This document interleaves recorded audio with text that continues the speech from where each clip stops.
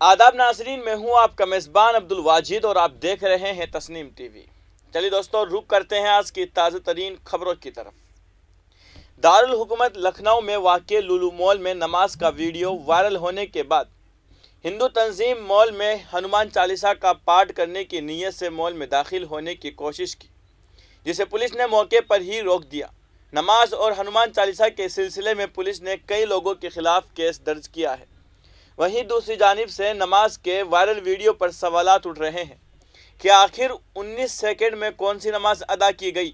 इस सिलसिले में साबिक रियासती काबीना वजीर व समाजवादी पार्टी के सीनियर रहनुमा शाहिद मंसूर ने मीडिया से बातचीत में यह सवाल उठाया कि आखिर 19 सेकंड में कौन सी नमाज अदा की गई है, कौन सी नमाज 19 सेकंड में अदा की जा सकती है। उन्होंने कहा है कि पुलिस बड़े से बड़े मामलों को चंद घंटों में हल कर देती है, लेकिन मॉल में नमाज पढ़ने के मामला पर FIR भी दर्ज है, लेकिन अभी तक उनकी शनाख्त क्यों मुबहम रखी गई है। उन्होंने कहा है कि इस पूरे मामले में मॉल इंतज़ामिया और पुलिस की मिलीभगत है, जिस वजह से मुसलमानों को बदनाम किया जा रहा है और मॉल का मुफ्त में प्रचार हो रहा है। सोशल मीडिया पर यह भी कहा जा रहा है कि जिन लोगों की नमाज पढ़ने का वीडियो वायरल हुआ है वो एक साजिश के तहत मॉल में दाखिल हुए। शुरू में पहली मंजिल पर नमाज पढ़ने की कोशिश की, जहां पर सिक्योरिटी गार्ड ने मना कर दिया। उसके बाद दूसरी मंजिल पर जल्दी में नमाज पढ़कर वीडियो बनाकर वायरल कर दी गई।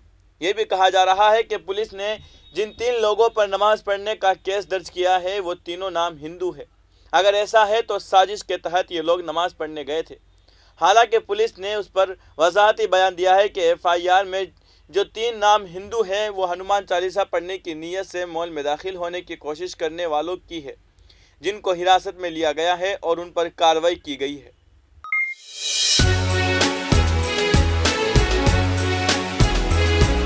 अब रुक करते हैं अगली खबर की तरफ। ऑल्ट न्यूज़ के शरीक बानी मोहम्मद जुबैर की अर्जी पर कल सुप्रीम कोर्ट में समाअत हुई, जिसमें सुप्रीम कोर्ट ने हिदायत दी है कि जुबैर के खिलाफ पहले से यूपी में दर्ज FIR में कोई कार्रवाई नहीं की जाएगी।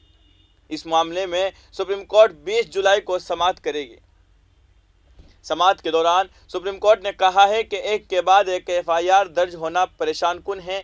कोर्ट ने कहा है कि सीतापुर मामले में जमानत मिली है, फिर दिल्ली में जमानत मिली, इसी दौरान दूसरी FIR दर्ज की गई है। अब सुप्रीम कोर्ट ने मोहम्मद जुबैर की अर्जी पर नोटिस जारी करके यूपी पुलिस से जवाब तलब किया है।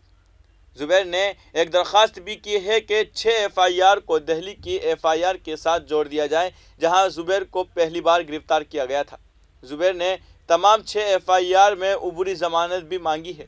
वाज़ेह रहे कि मोहम्मद जुबैर के खिलाफ 6 मुकदमात हाथरस, गाज़ियाबाद, मुजफ्फरनगर, लखीमपुर खीरी और सीतापुर में दर्ज है। सीतापुर में जुबैर के खिलाफ मजहबी जज्बात को ठेस पहुँचाने के इल्ज़ाम में मुकदमा दर्ज किया गया था, जब उन्होंने महंत बजरंग मणि यति नरसिंहानंद और स्वामी आनंद स्वरूप के खिलाफ एक ट्वीट किया था। ट्वीट में उन्होंने नफरत फैलाने वाले कहा था। सुप्रीम कोर्ट ने उन्हें सीतापुर FIR में उबूरी जमानत दी थी। जुबैर की दरख्वास्त का जिक्र आज सुबह chief justice of India NV Ramana के सामने जुबैर के वकील वरिंदा गुरोर ने किया। CJA ने हिदायत दी है कि उन्हें जस्टिस DY चंद्रचूड़ के सरबराही वाले बेंच के सामने दर्ज किया जाए। उसके बाद गुरूर ने जस्टिस DY चंद्रचूड़ के सामने इस मामले का जिक्र किया, जिन्होंने फौरी बुनियादों पर उसकी समाअत करने पर इत्तिफाक किया। जब मामला समाअत के लिए आया तो गुरूर ने कहा कि FIR का गलत इस्तेमाल किया जा रहा है। एक वायरल वीडियो के मुताबिक FIR दर्ज करने या गिरफ्तार करने के लिए नकद इनामात का ऐलान किया गया है। कहा गया है कि हिंदुओं और हिंदू देवी देवताओं पर मुसलसल हमलों को रोकने के लिए FIR दर्ज की जानी चाहिए और ये अमल धर्म की बुनियाद पर होना चाहिए। वरिंदा गुरूर ने कहा है कि उसे मारने की बराह रास्त धमकियां है। उन्होंने कहा है कि यूपी पुलिस की जानिब से केस ट्विटर हैंडल के खिलाफ कोई कार्रवाई नहीं की गई है। इस मौजू पर मुतअद्दिद कार्रवाइयाँ शुरू की गई है। सॉलिसिटर जनरल तुषार मेहता ने मरकज़ी हुकूमत की तरफ से पेश होते हुए कहा है कि यह ज़मानत की बुनियाद नहीं हो सकती। बेंच ने कुछ देर बहस करने के बाद फैसला किया कि जुबैर को फौरी कार्रवाई से तहफ़्फ़ुज़ फराहम किया जाए।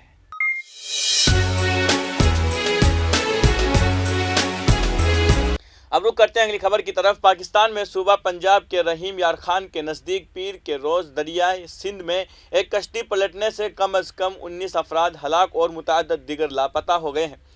روزنامہ اخبار ڈان کے رحیم یار خان کے ڈپٹی کمشنر سید موسیٰ رضا کے حوالے سے بتایا کہ حادثے کے وقت کشتی میں 100 سے زائد افراد سوار تھے جو شادی کی تقریب کے بعد راجن پور سے ماچھا واپس آ رہے تھے۔ بتایا جا رہا ہے کہ زیادہ سواری اور پانی کے تیز بہاؤ کی وجہ سے کشتی الٹ گئی اور یہ حادثہ پیش آیا۔ رحیم یار خان کے ڈپٹی کمشنر سید موسیٰ رضا نے کہا ہے کہ کشتی زیادہ سواری اور پانی کے تیز بہاؤ کی وجہ سے الٹ گئی۔ کشتی میں سولنگی قبیلے کے لوگ سوار تھے۔ ڈپٹی کمشنر نے بتایا کہ حادثے کی اطلاع ملتے ہی 30 ریسکیو عملہ، 5 ایمبولینس اور 1 واٹر ریسکیو وین موقع پر پہنچ گئی ہے۔ انہوں نے کہا ہے کہ 19 لاشیں تمام خواتین کو پانی سے نکالا گیا۔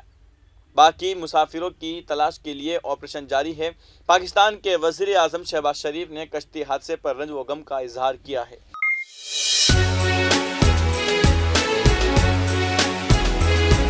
اب رخ کرتے ہیں اگلی خبر کی طرف۔ سابق وزیر اعظم عمران خان کی پاکستان تحریک انصاف نے اتوار کو پنجاب کے اسمبلی ضمنی انتخابات میں بازی مار لی ہے۔ 20 نشستوں پر ہونے والے الیکشن میں عمران خان کی پارٹی نے 16 نشستوں پر جیت درج کی ہے۔ اپریل میں ان کی برطرفی کے بعد عمران خان کی پاکستان تحریک انصاف پارٹی اور وزیر اعظم شہباز شریف کی جماعت پاکستان مسلم لیگ نواز PMLN کے درمیان یہ پہلا بڑا انتخابی مقابلہ تھا جس میں عمران خان کی پارٹی نے شاندار انداز میں جیت درج کی ہے۔ ان نتائج کے بعد شہباز شریف کے بیٹے وزیر اعلیٰ حمزہ شہباز اپنے عہدے سے ہاتھ دھو بیٹھے ہیں۔ وزیر اعلیٰ کے عہدے کا انتخاب سپریم کورٹ کے حکم پر 22 جولائی کو ہوگا اور PTI اور اتحادی کے مشترکہ امیدوار چودھری پرویز الہی سیاسی لحاظ سے صوبہ پنجاب کے نئے وزیر اعلیٰ بننے والے ہیں۔ نتائج کے مطابق خان کی جماعت PTI نے 15 نشستیں حاصل کی ہے جبکہ پاکستان مسلم لیگ نواز صرف 3 نشستوں پر جیت درج کی ہے۔ ایک آزاد امیدوار بھی کامیاب ہوا ہے۔ ضمنی انتخابات سے قبل پاکستان تحریک انصاف کے اسمبلی میں 163 ممبران تھے لیکن ضمنی الیکشن میں 15 نشستیں حاصل کرنے سے اس کے ارکان کی تعداد 178 ہو گئی ہے۔ وہی پنجاب میں PTI کے اتحادی جماعت لیگ کے کل 10 ارکان ہیں جن کے بعد دونوں جماعتوں کے پنجاب اسمبلی میں اس وقت مجموعی طور پر 188 ارکان ہیں۔ دوسری جانب مسلم لیگ کے پہلے پنجاب اسمبلی میں 164 ارکان تھے لیکن ضمنی الیکشن میں 4 نشستیں لینے کے بعد اب اس کے ارکان کی تعداد 168 ہو گئی۔ اس کے علاوہ پنجاب میں پیپلز پارٹی کے 7 ارکان ہیں جبکہ 3 آزاد ارکان اور 1 رکن راہ حق پارٹی کا ہے۔ اس کے بعد لیگ کے اتحادیوں کے ساتھ کل نمبر 179 ہے۔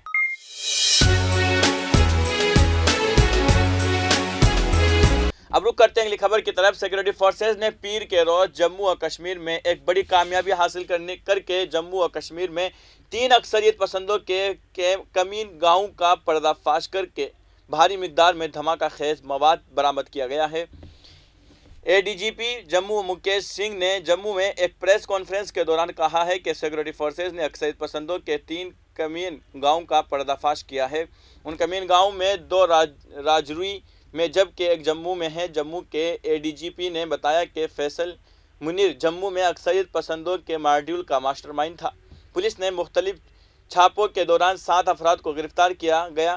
پولیس افسر نے کہا ہے کہ اکثریت پسند گزشتہ 1.5 برسوں سے سرحد پار سے ڈرون طیاروں کے ذریعے اسلحہ اور گولہ بارود حاصل کر رہے تھے۔ فیصل منیر کے گھر سے ایک AK-47 رائفل، 5 پستول، 8 گرینیڈ اور بھاری مقدار میں دھماکہ خیز مواد برآمد کیا گیا ہے۔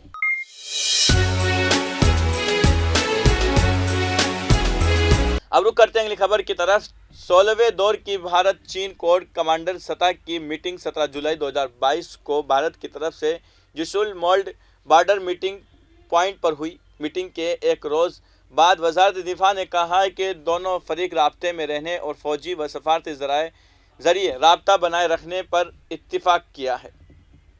وزارت دفاع نے کہا ہے کہ 11 مارچ 2022 کو پچھلی میٹنگ میں ہونے والی پیش رفت کی بنیاد پر دونوں فریقوں نے مغربی خطے میں LAC کے ساتھ متعلقہ مسائل کو حل کرنے کے لیے تعمیری اور مستقبل کے حوالے سے بات چیت جاری رکھی۔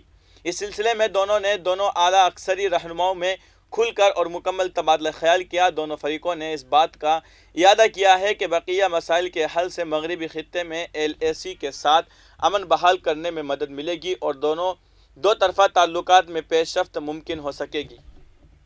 अबूरी तौर पर दोनों फरीक ने मगरबी सेक्टर में ज़मीनी सलामती और इस्तेहकाम को बरकरार रखने पर इत्तिफाक किया है।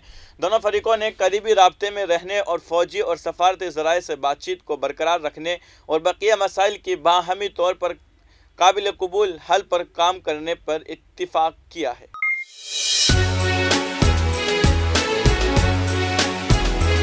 अब रुक करते हैं अगली खबर की तरफ। ऑल इंडिया मजलिस इत्तेहादुल मुस्लिमीन दिल्ली के सदर कलीमुल हफीज़ ने दिल्ली उर्दू अकेडमी पर शदीद तनकीद करते हुए कहा है कि उर्दू अकेडमी को दिल्ली हुकूमत ने बर्बादी के दहाना तक पहले ही पहुंचा दिया है और अकेडमी उर्दू के फ़रोग के लिए ठीक से काम नहीं कर पा रही है।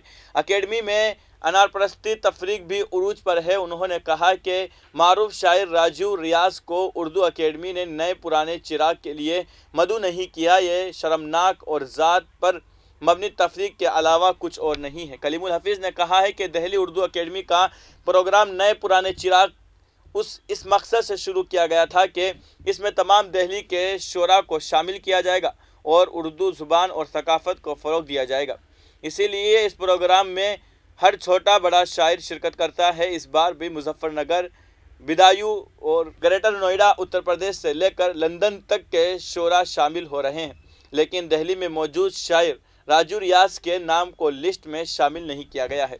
कलीमुल हफीज़ ने कहा है कि दिल्ली के वज़ीर आला अरविंद केजरीवाल से मेरा सवाल है कि राजू रियाज को क्या उनके दलित होने की वजह से मदऊ नहीं किया गया? उनको प्रोग्राम में न बुलाने के पीछे का क्या वजूहात है? क्या वजह है कि आम आदमी पार्टी से लेकर समाजवादी पार्टी तक से जुड़े शूरा प्रोग्राम में शामिल होने वाले हैं? और मजलिस इत्तेहादुल मुस्लिमीन के सेक्रेटरी राजू रियाज को क्या इस बात की सज़ा दी जा रही है कि उन्होंने उर्दू अकेडमी के मफलूज बनाए जाने और अकेडमी का फ़ंड रिलीज़ न किए जाने के ख़िलाफ़ आवाज़ उठाई थी? कलीमुल हफीज़ ने कहा है कि आम आदमी पार्टी और अरविंद केजरीवाल सियासी नफरत के जहन से काम कर रहे हैं। हालांकि अदीब व शोरा मुल्क का असासा है, चाहे वो किसी भी पार्टी में हो, उनको लेकर सियासत नहीं होनी चाहिए। कलीमुल हफीज़ ने कहा कि राजू रियाज माजी में न सिर्फ नए पुराने चिराग प्रोग्राम में शामिल होकर अशार पढ़ चुके हैं, बल्कि जश्न आज़ादी जैसे बड़े मुआशरे में भी अपना कलाम सुना चुके हैं। फ़िलहाल की खबरों में इतना ही। मुल्क और गैर मुल्क की तमाम बड़ी खबरें जानने के लिए देखते रहिए तस्नीम टीवी। आपके मेज़बान अब्दुल वाजिद के साथ। अल्लाह हाफिज़।